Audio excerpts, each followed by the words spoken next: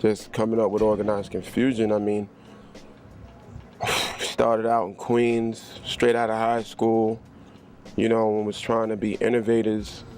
You know, we were still in an era where they were doing hip hop live in the park.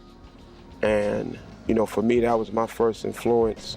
But, you know, earlier in the 80s, it was like, you know, still a culture in terms of graffiti, in terms of the dancing aspect.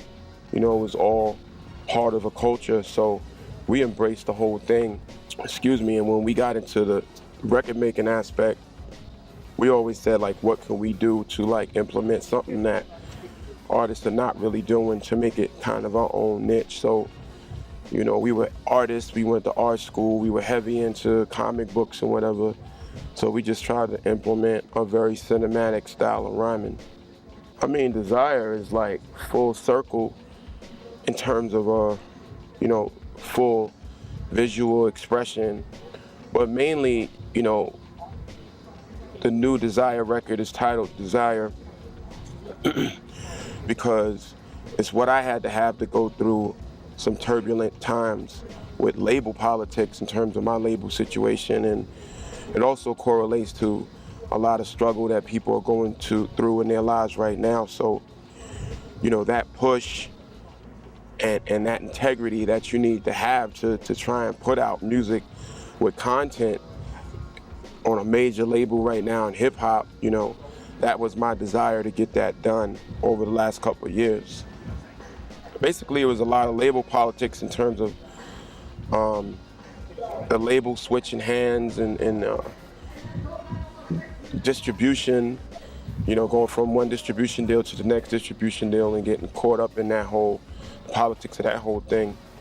At the end of the day, you know, I wound up on Geffen Records and just, you know, no disrespect to them, felt like it wasn't a comfortable place for me to be, so I opted out, and all these things take so much time. I mean, even the label changes and the distribution changes took over 2.5 years of me sitting.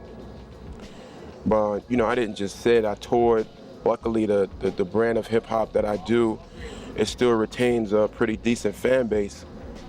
So I was able to go out by myself, go out with acts like Mos Def and Kweli and MOP, and, you know, just show people where I was headed because I wasn't able to do it record-wise.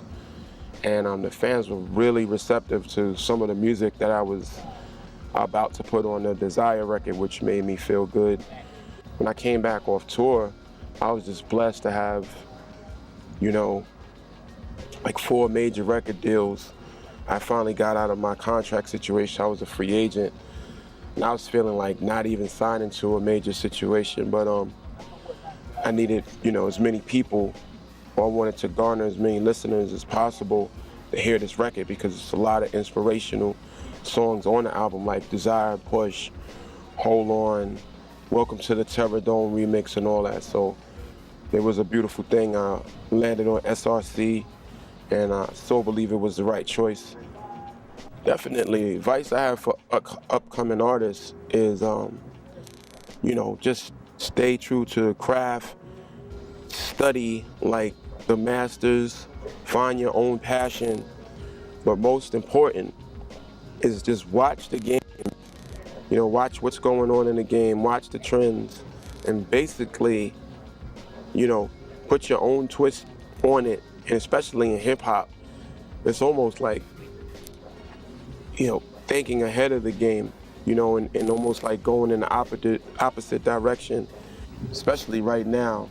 Definitely not following what's going on right now and trying to guess like what's going to be next, and just staying true to your craft. I think when you do that, people hear that, and it becomes apparent, you know, that you've worked on, you know, you worked on your craft real hard in the basement or whatever, and it's so noticeable, it separates you from everybody else, you know. So just working hard at it.